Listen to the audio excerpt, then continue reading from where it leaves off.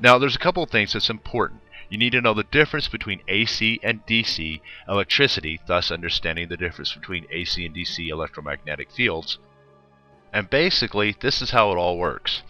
Electrons have negative electrical charges.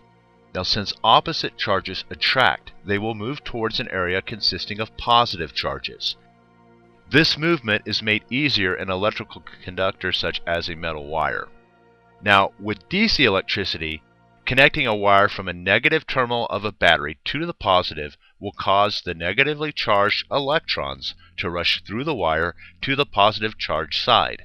The same thing happens with a DC generator, where the motion of a coiled wire through a magnetic field pushes electrons out of one terminal and attracts the electrons to the other terminal. Now, with an AC generator, a slightly different configuration alternates the push and pull of each generator terminal. Thus, electricity in the wire moves in one direction for a while, then it reverses its direction when the generator armature is in a different position. Now, note that the DC electricity can be created by a DC generator or a chemical battery. AC electricity, on the other hand, can only be created with an AC generator. For this purpose, AC is generally a man-made phenomenon. In other words, there's something going on that's being done with the AC generator to make the field or the electrical current bounce back and forth between the two terminals, thus creating that alternating current. All natural known sources actually are DC. And so if we're looking for something that might indicate survival beyond death in an electromagnetic means, it must be DC. Now, there are a couple of things that kind of set the whole hypothesis in motion. And the very first thing was a book that was published by Dr. Robert O. Becker and Gary Selden, and it's called The Body Electric, Electromagnetism and the Foundation of Life. Reading the book actually does suggest why electromagnetism might be involved with human beings, and possibly suggests the catalyst of ghosts themselves. The next thing has to do with consciousness itself. For a long time, the predominant theory of human consciousness was called the quantum theory, which was basically, to put it simply, didn't really support survival beyond death. What they're really saying is that consciousness is a byproduct of life. It's the energy of the body producing this effect that was consciousness. The problem with that and survival beyond death is that when you shut the energy off, thus consciousness automatically shuts off, and therefore there's no possibility at all that that could survive bodily death. However, John Joe McFadden came up with a theory called the semi-field theory, which suggests that consciousness is actually an electromagnetic phenomenon. And from this, we began to derive various hypotheses that might be possible to survive death. One of the things that's important is that there's a catalyst for this to occur. One of the things that's been discovered when studying this, we have not only brain waves, which are electromagnetic, DC, very low frequency electromagnetic waves. There's also the field of the semi-field. And all of these, once again, all point to electromagnetism. So this is one of the reasons why electromagnetic theory is such an important element of ghost hunting for us. What we're interested in looking at is not only is the field there that we can measure, how strong the fields are, what the frequency is, and trying to link that to something that might survive bodily death as far as electromagnetic interactions of some sort. But the problem here is it can get tricky really quick. And for level 1, we're not going to go into a whole lot of detail as far as electromagnetic waves. But here's some examples of some of the things that I'm talking about. Here's an example of when waves interact with each other. And this particular example is called interference canceling waves.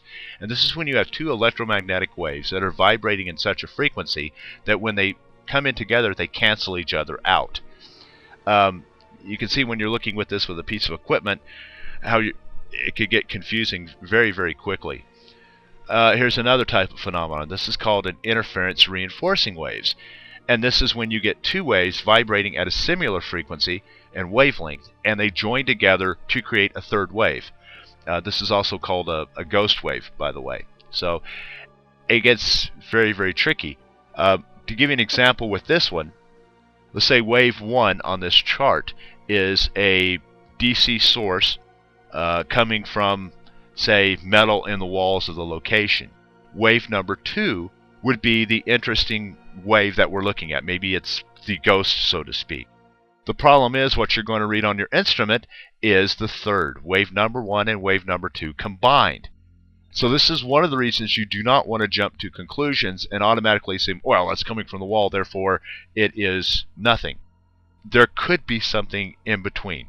Don't blow off every single reading. You need to actually look, record those down, and then we can go back and look for phenomena like this. In a generalized ghost hunt, you're not going to find phenomenon like this because you're going to be picking up that third wave. It's not until we get more hardcore into the investigative process where we start analyzing the waves where we would be able to find that it's actually two different waves that have a similar wavelength involved. So it can get tricky really fast. And the next thing that we're going to go over is something known as black body radiation. Now, basically what this is, an object at any temperature is known to emit EM radiation, which is sometimes called thermal radiation. Now, Stefan's law describes the total power radiated. And of course, as you can see up here on the screen, once again we go into that complicated mathematics stuff that I was talking to you about at the beginning of this particular segment. However, the spectrum of EM radiation depends on the properties of the object and temperature. Now, there's been a whole lot of experimental data that's been done on black body radiation. Some of that you can see in this chart on this particular slide. Now, as the temperature increases, the total power emitted increases. So you can see that, as it says, the area under the curve. But also, as the temperature increases, the peak of distribution shifts to shorter wavelengths, in other words, higher frequencies. Now, the concept itself is kind of misleading, and it comes from the idea case of an object that absorbs all EM radiation that lands on it, thus appearing black. In this particular example, they're saying a small hole is a fair approximation. The nature of the radiation re-emitted by a perfect hole depends only on the temperature of the cavity walls, and thus it would have a black body spectrum. So you're probably asking now, what in the hell does this black body spectra and radiation crap have to do with ghosts? Well, here's a little slide that can show you. One of the things, everybody has their own personal black body. And the same thing would be true if ghosts exist. More than likely, they would also have something of a black body spectra, but it would also be individual and unique to each different ghost, if said ghosts exist. So this is another element where EM radiation would come into play and be looking at some of the things that we're looking at as far as like with thermal imagers, and also why we're taking temperature measurements in certain locations. So once again, it all reverts back to electromagnetism.